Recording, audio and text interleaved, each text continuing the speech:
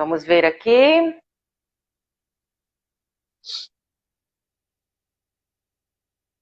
Oi, Cimeia. Agora estamos juntos. Agora estamos juntos. Que Ah, bom, que bom. que massa, bom te ver. É, que bom, que bom. Bem, eu vou inclusive falar isso para quem está aqui com a gente assistindo, né? O Reinaldo Guimarães é um grande amigo, foi um companheiro, né, de doutorado, passamos por todas as angústias do que é fazer um doutorado, né? E passamos por isso juntos. Passamos por várias coisas na PUC, né, Reinaldo, juntos. A construção do núcleo NIREMA, que é o Núcleo Interdisciplinar de Reflexão e Memória Afrodescendente também, que o Reinaldo pode contar um pouquinho.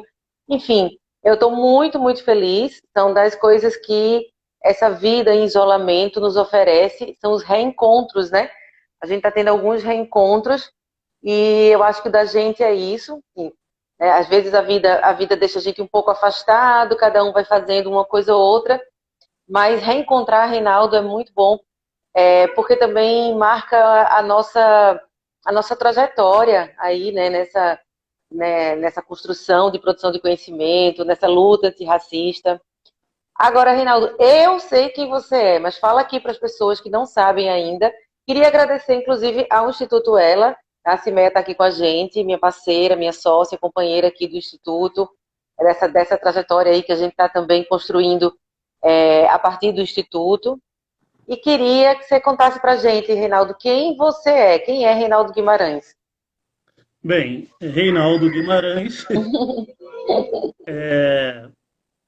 academicamente falando, né, sou doutor em serviço social, fiz doutorado lá sobre a orientação da professora Denise Fonseca, Sim. e lá construí a minha trajetória acadêmica.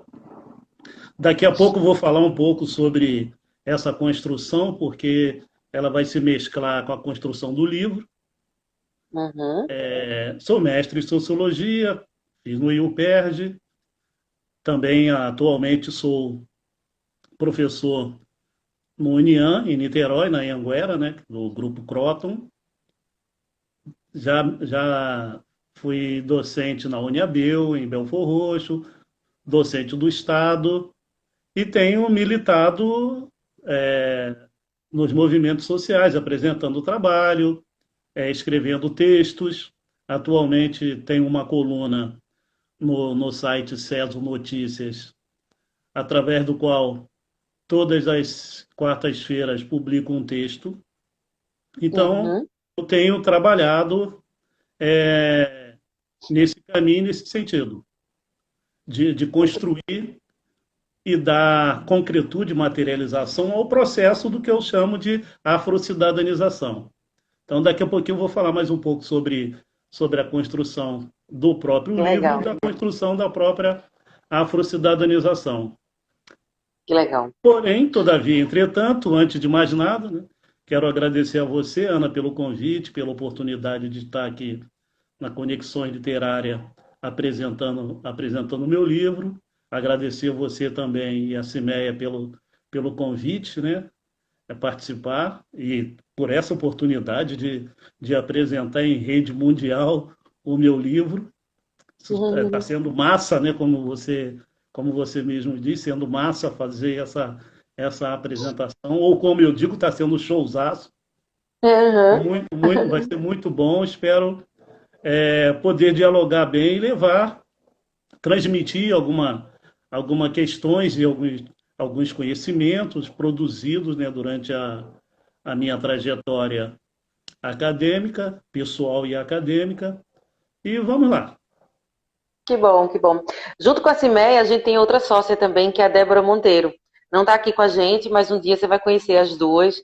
A gente vai aí construir essa rede, né, que só aumenta.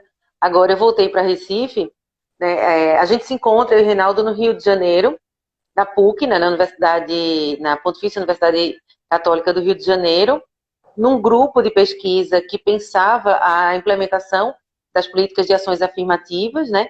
Era, inclusive, né, Reinaldo, o início, o borbulhar dessa discussão, né, do que era a política de ação afirmativa, muitas falas contra, inclusive bem no momento em que alguns escritores, alguns intelectuais e alguns artistas midiáticos fizeram, inclusive, uma fala contra as políticas de ações afirmativas, mas o Reinaldo vai contando para a gente como é que isso acontece na PUC e depois também a trajetória de como é que as pessoas que entram por políticas de ações afirmativas vão construir sua vida no mercado de trabalho. E, para mim, de novo, repito, é uma alegria lhe reencontrar. Para mim, são muitas memórias importantes, assim, e como a gente foi descobrindo juntos, né, com o Nirema, com a professora Denise Fonseca, que também é nossa querida orientadora, a construir essa produção antirracista, essa reflexão, levando o baque à torta e à direita, entrando em confronto com outros núcleos, mas sempre em caminho realmente dessa proposta, né, de igualdade de oportunidade para a população negra. Então, fala aqui para a gente. Eu não vou nem perguntar agora o que é a afrocidadanização. Na realidade, eu vou perguntar como você chega nesse conceito e como foi a trajetória dessa pesquisa que desemboca nesse conceito afrocidadanização. Bem, quero agradecer também, Ana, a todos e a todas que estão nos assistindo. Bem, claro que para chegar a esse conceito e para que eu possa discuti-lo de maneira mais ampla e inteligível, eu tenho que remontar a 3 décadas atrás, né? Uhum. 2010, 2000 e Vou dar o 2099, livro aqui de novo. 90. Olha, Olha ele aqui. isso. Eu construo, né, a minha pesquisa de doutoramento no campus da PUC do Rio, na Pontifícia Universidade Católica do Rio de Janeiro. Eu ingresso na PUC não como estudante, mas como trabalhador. Eu vou para a PUC para trabalhar na biblioteca como auxiliar de biblioteca. E lá eu vou começando a conhecer um determinado ambiente que eu não conhecia, né? Não só o ambiente universitário, mas um ambiente universitário rico, muito Uhum. rico. E como a diversidade em salas de aula ou dos alunos que frequentavam a biblioteca praticamente não existia, né? A PUC, naquele momento, em 1991, ainda era uma universidade estritamente elitista e ainda não tinha iniciado o seu processo de ação afirmativa. Uhum. Então, no decorrer da década de 90, a partir especificamente entre 93 e 94, a PUC começa a receber um contingente de estudantes oriundo das camadas mais pobres da sociedade do Rio de Janeiro, da cidade do Rio de Janeiro, ingressando como estudantes a partir de um convênio que foi firmado entre 93 e 94 entre a pastoral católica na igreja de São João de Meriti, em São João de Meriti, na igreja de São João em São João de Meriti, e a PUC do Rio, linkados ou, né, associados ao pré-vestibular para negros e carentes. A partir desse momento, começa-se a transformar, e eu trago depois na minha tese, a ecologia da PUC. A PUC começa, naquele momento eu falava em denegrir, ou seja, ela começava a tornar-se mais negra. Um contingente significativo de estudantes vindos da Baixada Fluminense e outros municípios do estado do Rio de Janeiro começaram lá a ingressar em vários cursos, especificamente ou especialmente no curso de serviço social. Esse contingente, por mais de 50 alunos, ingressando por bolsas, bolsa que nós chamamos lá de ação social. Essa bolsa de ação social dava a esse estudante, vindo do pré-vestibular para negros e carentes no primeiro momento, e depois dos outros pré-vestibulares populares em rede, para lá ir lá estudar, dava a esses alunos 100% de bolsa. Isso vai ajudar Uhum. a PUC no início de 94, nos anos 94, 95, em vários aspectos, inclusive na questão da filantropia. Uhum. Tem, Uhum. ele tem esses dois lados. Esses estudantes de 100%, no primeiro momento, só ganhavam bolsa. Depois a PUC, em função de uma discussão interna da qual eu também fiz parte, com estudantes negros que já estavam lá, mais a vice-reitoria comunitária comandada pelo professor Augusto Sampaio, criou um programa Que de lembrança boa. manutenção dos estudantes no campus, Uhum. financiando os xerox, os funcionários e estudantes financiam esse programa até hoje. Eu estou esquecendo o nome do programa, mas depois daqui a pouquinho eu lembro. Esse programa garantia os alunos vindo do pré-vestibular pobres, os pobres, em sua maioria negros, Uhum. a permanecerem na universidade, porque o contingente que entrou em 93 para 94, de 50 estudantes, por exemplo, me parece que só ficaram 15 estudantes. Então, essas transformações, eu vou fazer essa historiografia rápida para falar da minha própria tese e depois do Sim, próprio livro. sim. Então, fomos construindo aos poucos, ajudado naturalmente por alguns alunos, por funcionários, dando uma condição necessária para que os alunos pobres, vindo da Baixada Fluminense, pudessem permanecer estudando naquela instituição. Que quem vai à PUC sabe que o almoço é caro, o café é caro, a Uhum. economia lá que gira lá dentro é cara. Então, o estudante pobre pouco poderia permanecer lá, até porque alguns morando bem longe na Baixada Fluminense não tinham condições nem de bancar o seu transporte. Quiçá passar o dia inteiro na PUC sem comer alguma coisa. Então, alguns saíram, mas conseguimos, graças a outras ações afirmativas, que a permanência desses estudantes, eles estão lá, muitos ainda estão lá até hoje, o programa continua, as ações continuam, e hoje em dia tem uma outra especificidade, uma outra cara, uma outra forma associativa de entrar, né? ProUni, Uhum. FIES, etc. Mas Uhum. quero falar desse início de duas ações afirmativas. Uma da PUC em abrir seu campus para o ingresso desses estudantes e outra do próprio movimento social pré-vestibular para negros e carentes, e depois, com o passar do tempo, outros pré-vestibulares, fazer essa inserção de negros pobres no Uhum. universo de conquista, né, de cidadania, de conquista, de aprendizado, de sabedoria, de produção de conhecimento tão necessária ao espírito da nossa sociedade, a graduação. Então, é esse contexto, e naquele contexto, eu estou inserido, num primeiro momento, como funcionário. Uhum. Num segundo momento, eu vou me inserir também como discente.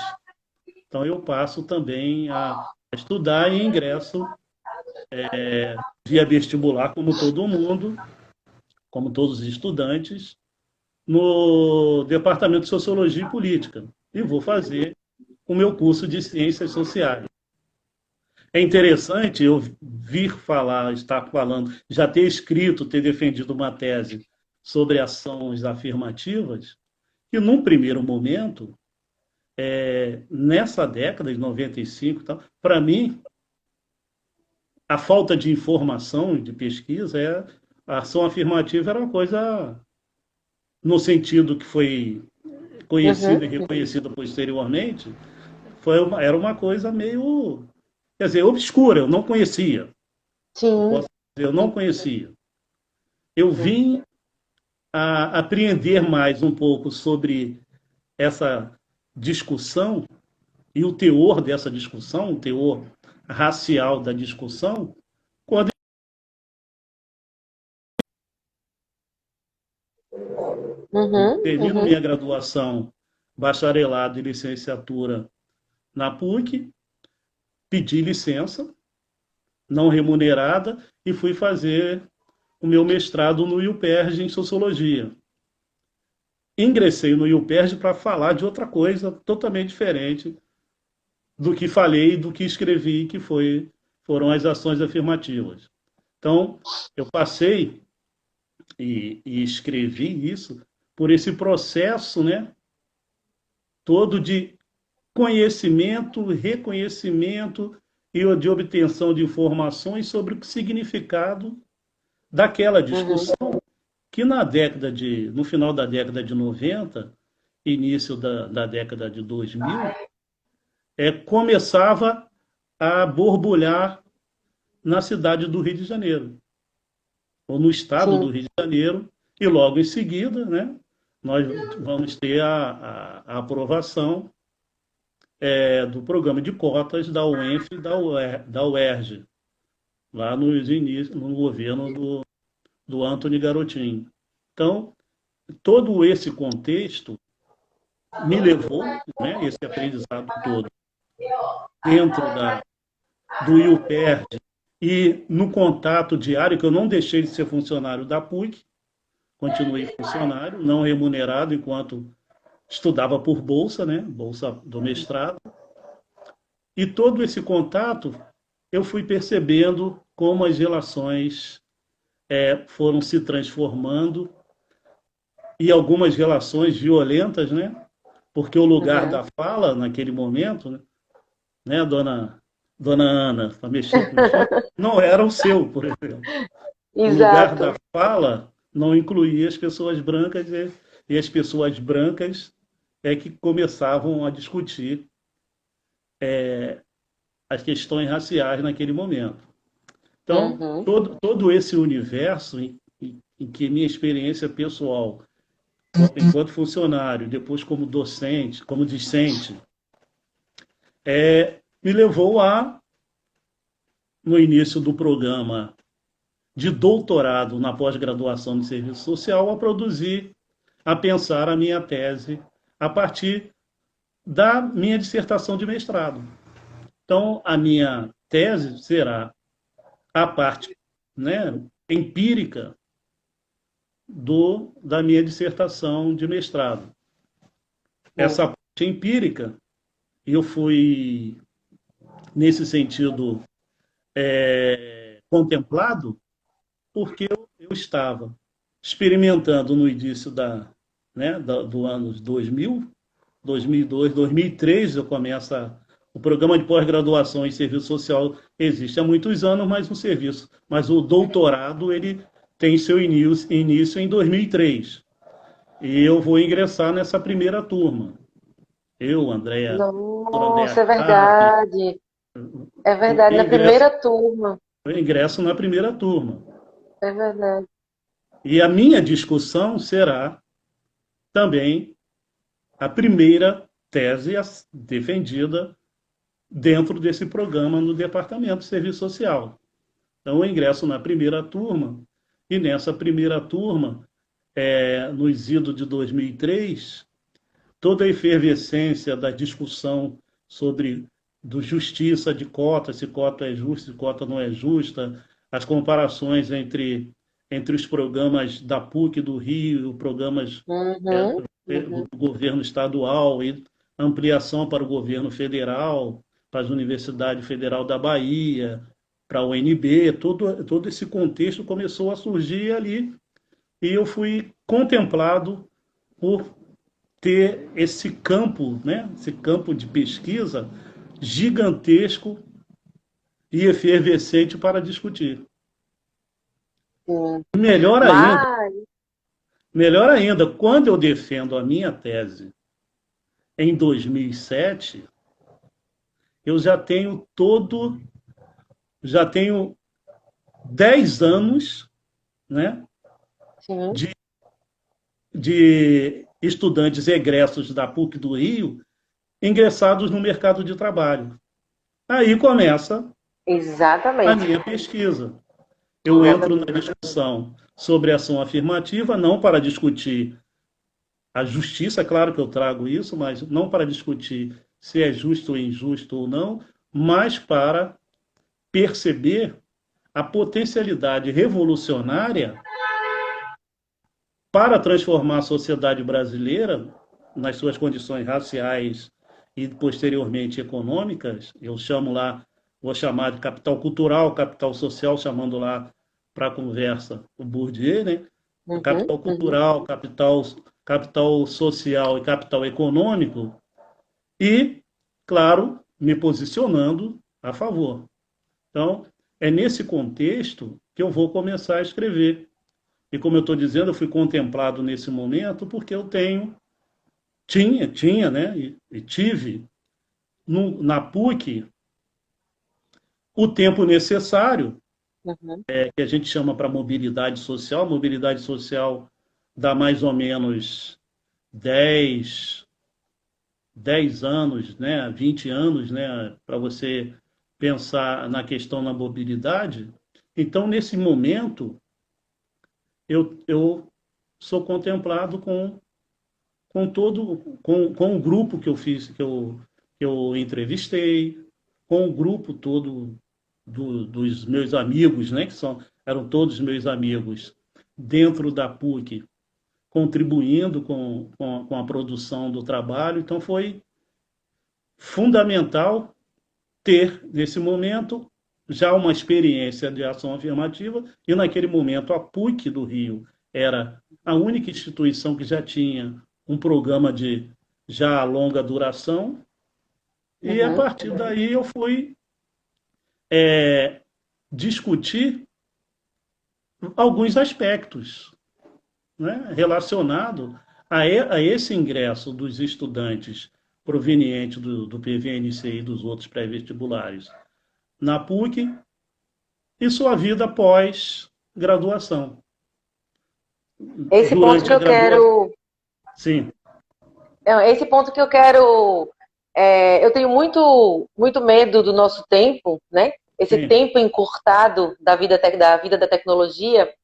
Então, eu queria muito pensar duas coisas, assim. Queria escutar, né, mais sobre um pouco do resultado, né, de como é que você vai olhar esse mercado de trabalho e vai olhar esse racismo, né, é, que vai aparecer aí no mercado de trabalho.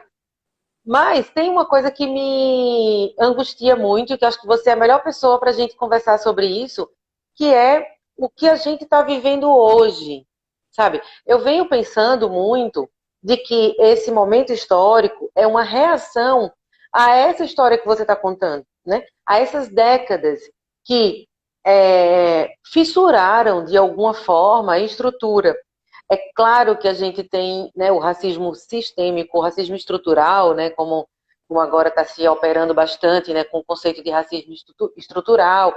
Enfim, a gente está o tempo todo aí tentando realmente abolir por completo, né, a estrutura racial.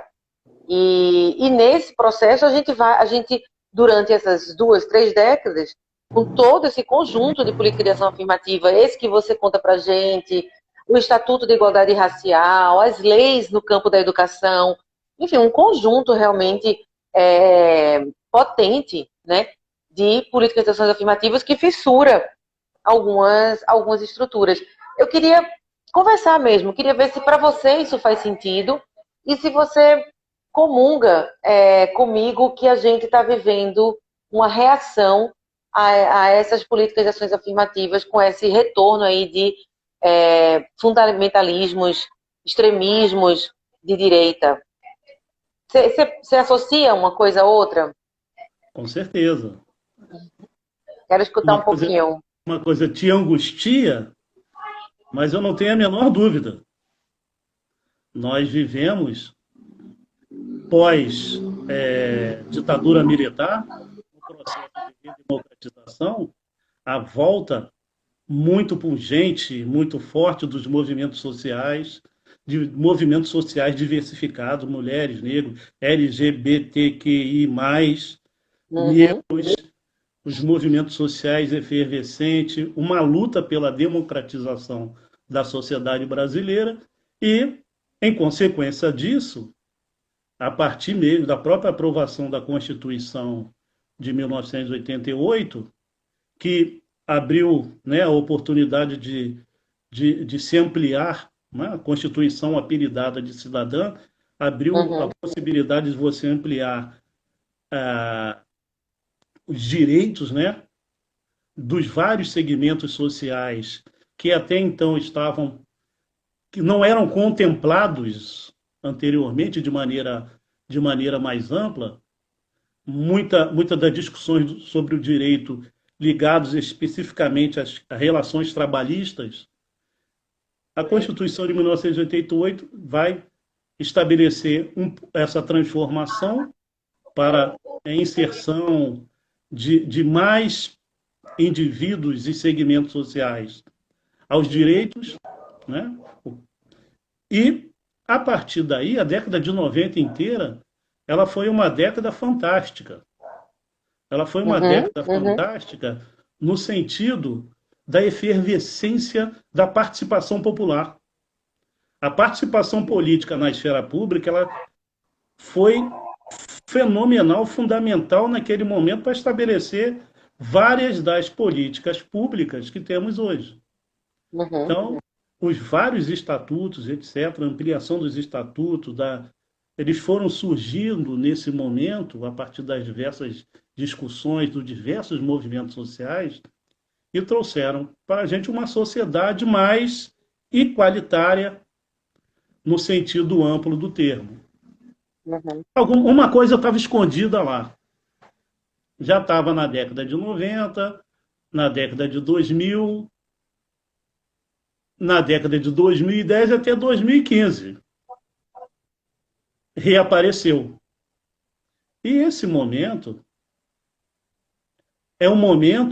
está sendo um momento de volta ou contestação dessas fissuras que você falou. Nós voltamos na década de 90 aí a questionar estruturas, especialmente a população negra, os movimentos sociais negros, a questionar a tal da democracia racial. Uhum. Fomos minando na estrutura, e é interessante, como falamos hoje muito em racismo estrutural, que ele estava lá presente, sempre esteve presente na sociedade, e na década de 90, década de 2000 inteira, nós conseguimos também enfrentá-lo a partir a partir da própria estrutura, da transformação de algumas Verdade. das bases estruturantes do Verdade. racismo. As bases estruturantes do racismo nós sabemos, são as ideologias do embranquecimento, aliada à democracia racial, o silenciamento, a negação da existência e etc. Sim. Hoje, né, durante toda essa pandemia, efervesceu novamente com muita força essa discussão, porque nós estamos percebendo que o silenciamento ele está querendo voltar. Sim. A negação da existência está querendo voltar. Então,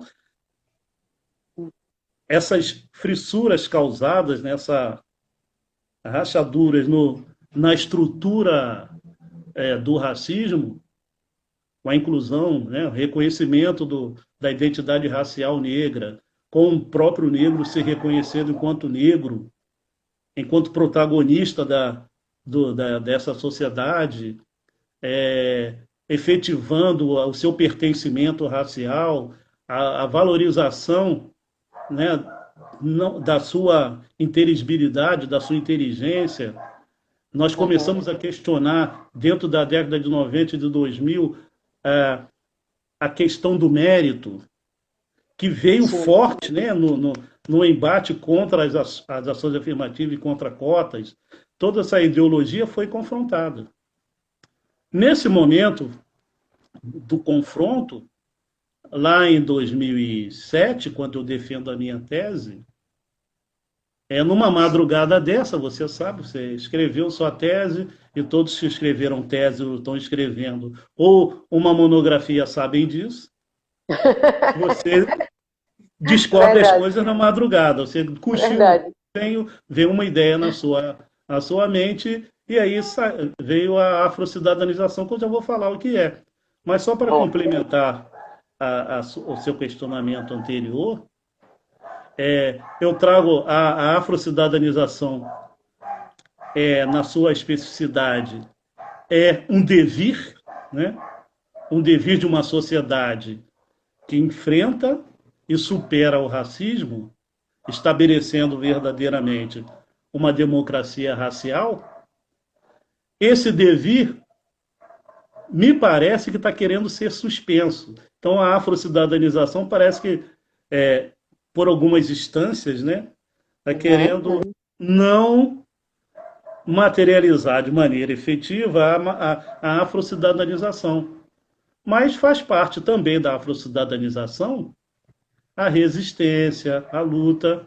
Então, nós Sim. vamos, como devir, né, algo a se realizar no, numa sociedade utópica sem racismo, ou melhor dizendo, com a igualdade e democracia racial, de verdade, Uhum, uhum. essa é a essência do que eu trabalhei e pensei a afrocidadanização. Ok? Perfeito, perfeito. Ok? Não, mas fale um pouquinho mais pra gente como é que chega a esse conceito. Já, a gente já entendeu que o insight aconteceu nas madrugadas criativas, mas como é que você vai costurando, né? Ou como é que você vai trazendo o conceito de cidadania para pensar essa identidade negra positivada, esse devir, né? Enquanto uma proposta civilizatória. Então, quando eu vou analisar o ingresso no mercado de trabalho de estudantes que ingressaram na PUC em 1993, 94 em diante,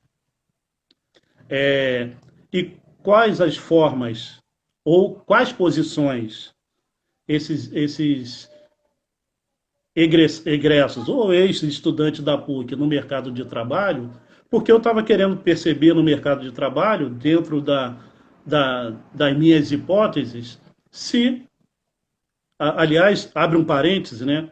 Na década anterior, na década de 80, e sempre foi assim, e em alguns casos ainda continua sendo assim hoje em dia, é, uma das desculpas para se não ver um negro em posição hierarquicamente superior em alguns lugares no mercado de trabalho era, para alguns é o mérito, para o outro a graduação, não tem graduação, não tem negro competente formado para estar nesse lugar.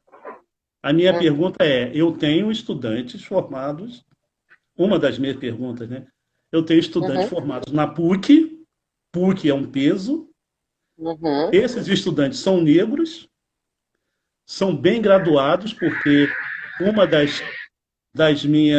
dos meus instrumentos para efetivar esta fala que eu estou dizendo foi pegar os estudantes com CR, ou coeficiente CR superior a 8, né, De rendimento. coeficiente de rendimentos, que para quem está na universidade, ou já passou por ela, sabe que é o que determina em última escala quem é bom, quem foi um bom estudante e quem não foi um bom estudante, independentemente do processo, né, de aquisição das notas, né? Sim. Mas eu peguei os estudantes com CR mais alto, portanto, bom, estudantes bem formados dentro da PUC, e fui entrevistá-lo no seu ingresso no mercado de trabalho. Eu tinha como perspectiva que esses estudantes chegariam para mim e me diriam: tem racismo, eu não consegui entrar, eu estou no mesmo lugar, eu estou. Algumas das respostas foram totalmente contrárias ao meu pensamento. Por isso que Uhum. nós que conhecemos metodologia de pesquisa, sabemos que a pesquisa é contingente. Os Aham. resultados podem não ser aquilo que esperamos. Eu falei, Aham. não. Então é verdade, que eu nem acreditava nisso, né? Que as ações afirmativas podem transformar. Então eu pego esse potencial que eu chamo revolucionário das ações afirmativas na vida da população negra para mudar capital cultural, capital social e capital econômico, ou seja, os vários estudantes que entrevistei entraram na universidade, passaram com méritos, né? Lá o CR, ingressaram no trabalho dentro das funções em que se formaram. Tem um Uhum. adendo, né, a isso, né? A mobilidade, o racismo de ingresso para as pessoas que eu entrevistei, ele praticamente inexistiu, inexiste. As pessoas entram mesmo, onde se formaram, Uhum. entram, vão trabalhar na função condigente com a sua formação. O que não existe, aí também a maioria me trouxe esse resultado, é a mobilidade automática de posição e de salário. Ingressar, ingressa, mas Uhum. sair dali é uma tarefa mais árdua ainda. Então, sair de uma posição de gerente para diretor é difícil. Ganhar um salário também Uhum. Uhum. contingente com a função ou subir. Alguns dos meus entrevistados e entrevistadas relataram: olha, é meio difícil, mas satisfeitos estavam todos por ter passado por esse processo e terem ingressado de fato na posição condigente com sua formação no mercado de trabalho. Então, o racismo, as discriminações raciais, eles vão existir ainda e Uhum. existem, né? Tem outras pesquisas que trazem isso, é, na mobilidade posicional e na mobilidade econômica, mas em termos de ingresso. E isso aí transformou a vida desses vários, desses vários indivíduos que fizeram parte da minha tese. E é nesse momento aí que vai surgir essa gradação, né, que no meu caso em conceitual foi gradativo. Eu vim do conceito de cidadania, aí pulei Uhum. o Uhum. conceito de cidadanização, aí cheguei ao conceito de afrocidadanização. Então, aquele negro que tem todas as oportunidades dentro da sociedade e que consegue ter mobilidade, ele sai daquela condição de como às vezes eu falo com meus alunos na sala de aula: ah, eu já fui pobre, pobre, pobre, de maré, maré. Agora eu sou pobre, pobre. Eu já saí, já deixei o maré, maré para lá, mas eu sou pobre, pobre. Atingir a outra escala vai demorar mais um pouco, né? Mas, enfim, eu estou afrocidadanizando-me. Então, Bom. a afrocidadanização esse insight vai aparecer dessa forma.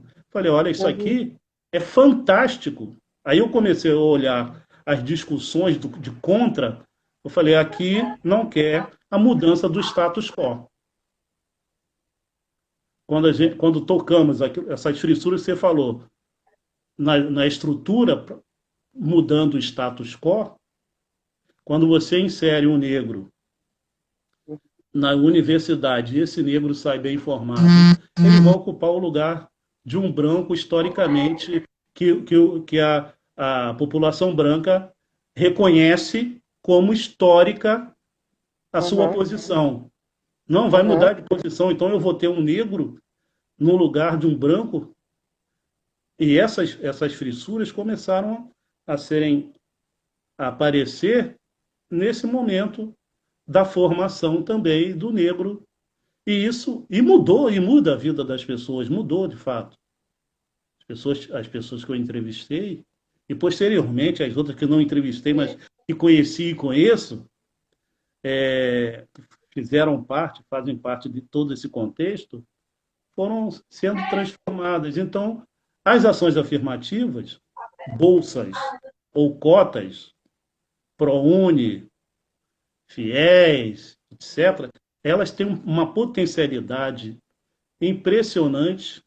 Se quisermos, digo isso, escrevi isso, se quisermos de fato mudar o Brasil e construir uma sociedade justa, democrática e democrática racialmente, temos que produzir políticas públicas afirmativas. Elas transformam. E por transformarem, você cria toda essa mobilidade e enriquecimento.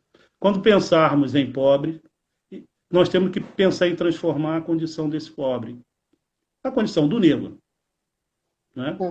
89% da população pobre é negra. Então, essa é a discussão. Então, a afrocidadanização é, primeiro, a identidade racial negra afirmada. Porque naquele momento, uma das minhas perguntas é: você sofreu racismo no ingresso do mercado de trabalho? Percebeu? E muitos que se autodeclararam negros, sim. Então, o primeiro passo é perceber-se como negro. A partir do momento que se percebeu como negro ou como afro-brasileiro, pode-se perceber se as negações, ou que eu escrevi no outro dia, menosprezo, é direcionado a ele. Porque muitos, eu nunca sofri, nunca vi e tal, mas muitos dos que negam ter percebido também não se percebem como negros, de fato. Sim, exato. É aquilo que o sortilégio da cor fez, né? Que a Irisa traz para a gente. A questão de você transformar a questão racial em cor, gradações de cor, foi fazendo com que alguns clarinhos, negros claros, não se reconhecessem como os negros negros, negros afros. Então, a primeira questão era: primeiro, eu tenho que ser afro. Segundo, eu tenho que ter cidadania.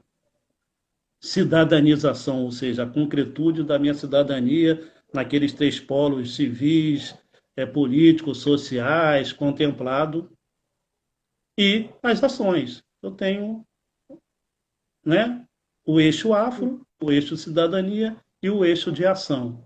Quais são as ações? Todas essas que estamos fazendo aqui. Pré-vestibular para negros e carentes, Educafro, Instituto Elas, GLE 10, etc., que estão produzindo ações de empoderamento para que os indivíduos da população negra possam serem, de fato, contemplados na sociedade brasileira. Então, a afrocidadanização, se é a concretude da cidadanização ou da cidadania plena, é um processo e um devir. Estamos nessa luta, tentando produzir aí políticas públicas, lutando, tentando atacar, e a afrocidadanização, na sua perspectiva, ataca as estruturas, as institucionalidades. É lá que nós temos que mudar. Se não há valorização, nós temos que valorizar. Se não há um ensino, nós temos que ensinar. Se não há o reconhecimento, nós temos que produzir formas de sermos reconhecidos. Não estigmatizados, mas reconhecidos. Né? Que nós somos conhecidos e reconhecidos, mas a partir de determinados estereótipos negativos. Nós temos que ser reconhecidos a partir de estereótipos positivos. Então, essa é a transformação que apregoa, né? Apregoa é muito... que demanda a compreensão da afrocidadanização. Ou seja, vamos afrocidadanizar. Você sabe que eu estava te escutando e eu estava pensando, ontem eu fiz um debate junto é, com mais uma grande amiga que é artista e que trabalha a questão da crítica à branquitude no corpo, na arte, e um, né, novo amigo também na área de história. E uma das perguntas do debate foi assim, certo, a gente fala de combater o racismo, mas será que a gente consegue combater o racismo dentro do capitalismo? E eu achei interessante, porque é uma pergunta que parece óbvia, mas que não é. Porque, na realidade, a gente, em alguns momentos, faz a discussão e esquece de apontar a discussão anticapitalista. Porque, às vezes, a gente acha que ela está atrelada já. Que a gente está falando de combate ao racismo e, automaticamente, a pessoa também está entendendo que a gente está combatendo a estrutura, ou seja, a gente também está falando de combater o capitalismo. Mas nem sempre a pessoa processa assim, sabe? Então, quando a moça me fez a pergunta, eu pensei isso, e eu estava te escutando agora e eu pensei isso. Caramba, para a gente que está falando, parece tão óbvio. Por exemplo, quando eu falo branquitude, para mim, eu estou falando de raça e classe. Só que a pessoa que está me escutando, ela não está escutando raça e classe, entende? Ela consegue entender que eu estou falando de raça porque o nome é branquitude. Então, automaticamente, ela vai associar com conforto, com desconfortos, com culpa, com vergonha, qualquer etapa lá da identidade social branca que a pessoa vai estar, se for branca, ou se for negra, vai estar, né, questionando. Enfim, é notório que a gente vai estar falando sobre raça, seja qual o pé que esteja.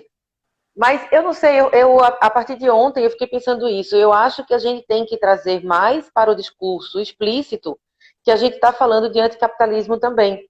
Porque quando você fala de afrocidadanização a partir de políticas públicas afirmativas, você está falando de fissurar a estrutura, você está falando de anticapitalismo, né? Não sei assim como é que te soa isso, porque para mim a gente está falando sobre isso, mas às vezes é como se as pessoas às vezes desatrelassem a nossa luta antirracista a uma luta anticapitalista também, que ela tem que estar junto, né? Seja enquanto um pensamento sobre macro, seja um pensamento micro. Mas como é que a gente faz isso? Entende minha reflexão? Entendo. E vou te dar vou falar algumas coisinhas, né, nesse sentido, para a gente sem demorar muito. Partindo Não, do por mim princípio, você falaria a noite inteira, viu? A culpa aqui é do Instagram. partindo do princípio de que o racismo estrutural, institucionalizado e etc., ele faz parte, é intrínseco às relações de poder, e as Uhum, relações de poder estabelecem o superior e o inferior dentro do sistema capitalista. Eu não sei, né? Eu acho, eu tenho quase certeza de que o combate, o enfrentamento ao racismo, ele independe do enfrentamento ao capitalismo.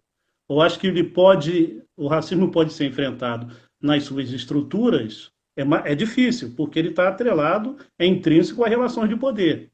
E o uhum, poder dominante é o poder da população branca, da elite, dos colonizadores, e esse poder é capitalista. uhum. Só que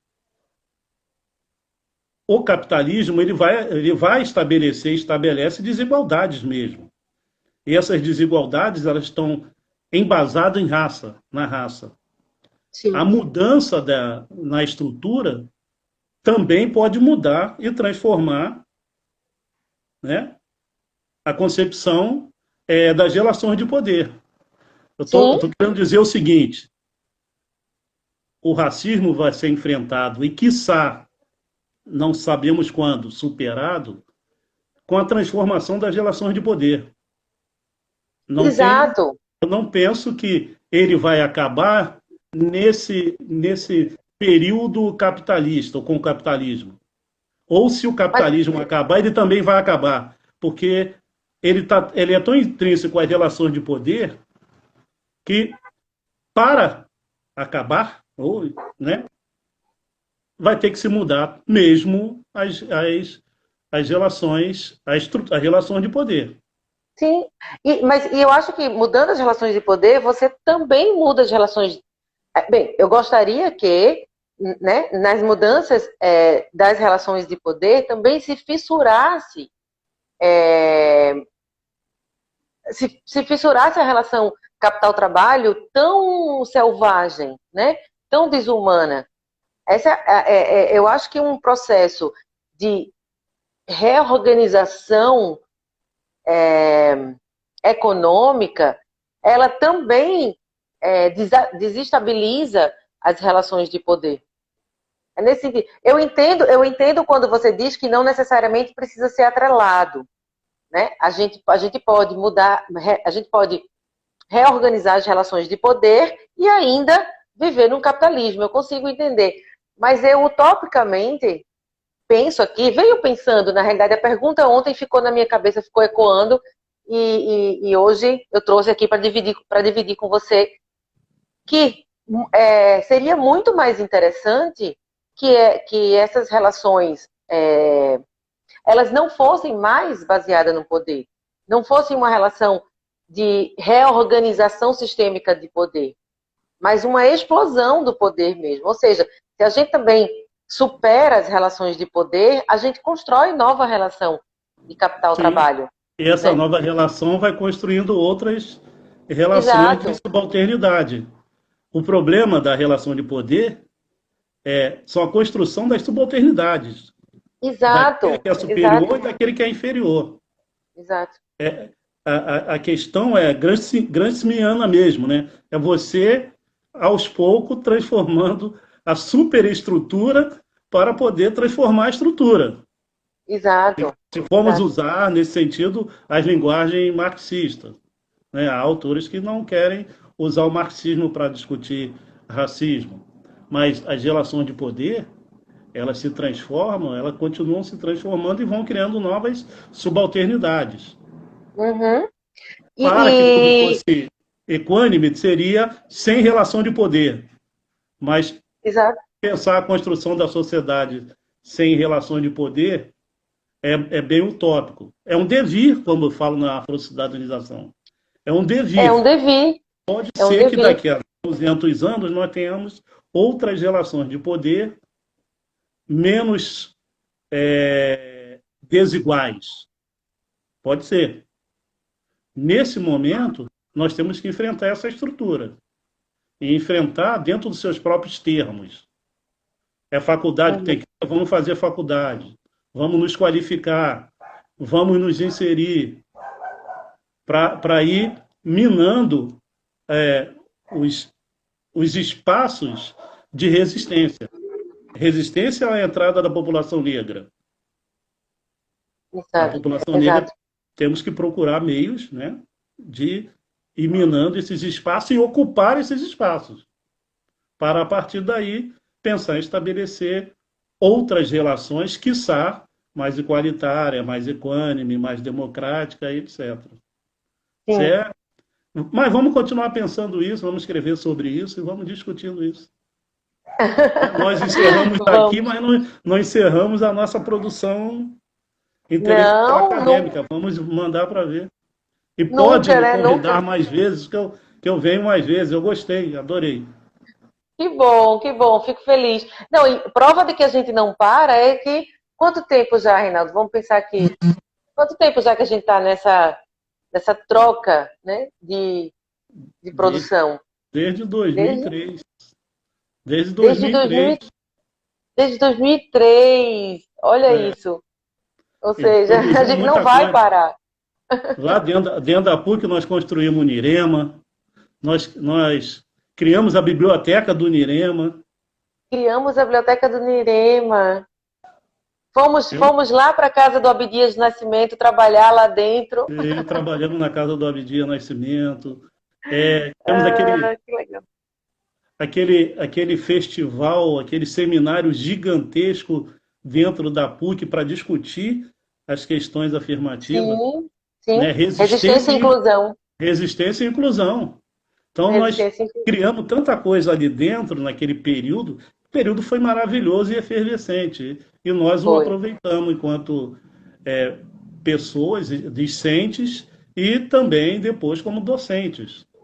Então, Sim. esse caminho nós estamos trilhando aí há bastante tempo. É um prazer É estar um aqui prazer discutindo mesmo. com você, relembrar esses momentos, né, que foram fundamentais para aquilo que somos hoje.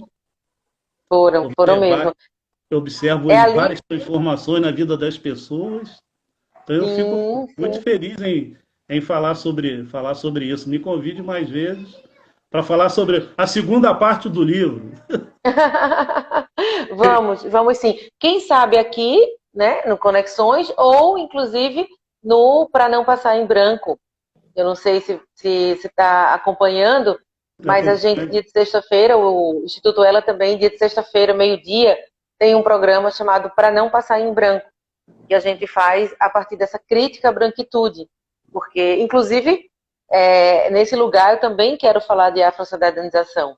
Porque, né, afrocidadanizar é realmente superar a branquitude estrutural, né? Exato. Existe racismo porque não existe afrocidadanização. Quando Exato. existir a afrocidadanização, não existirá o racismo. Exatamente, exatamente, exatamente. E Não teremos a existindo racismo, democracia racial. e teremos a democracia racial. Por isso também que eu acho que é interessante a gente se voltar a pesquisas, eu venho também pensando isso, pesquisas para repensar a mestiçagem numa outra chave, né? Vamos voltar à mestiçagem. Nossa, Reinaldo, só temos 25 segundos. Agora o Instagram realmente disse acabou. Mas eu queria muito agradecer, eu adorei te rever, eu adorei conversar novamente e sempre, né? Sobre afrocidadanização, sobre nossa Eu, história e sobre o devir. eu quero agradecer, né, a oportunidade mais uma vez a você, ao Instituto Ela,